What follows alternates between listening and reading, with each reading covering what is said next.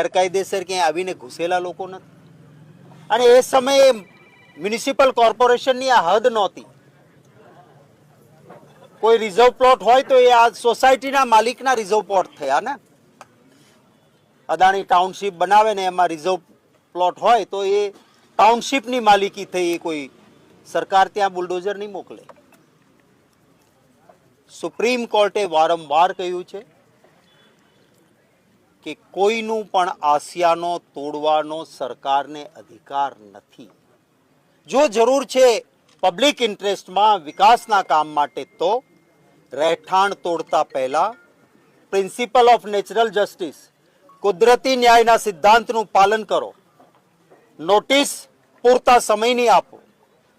એમને વૈકલ્પિક વ્યવસ્થા આપો કે ભાઈ આ ઘર તમારે દેવું પડશે, સામે તમને અહીંયા રહેવાનું અમે ઘર આપીએ છીએ, કારણ કે પબ્લિકના કામ માટે આ જરૂરી છે. આપો વૈકલ્પિક વ્યવસ્થા, પૂરતો સમય આપો.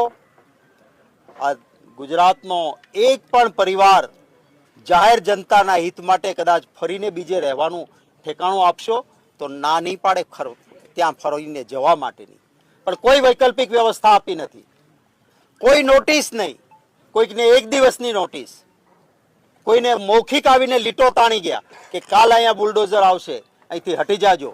શું આ લોકશાહી છે?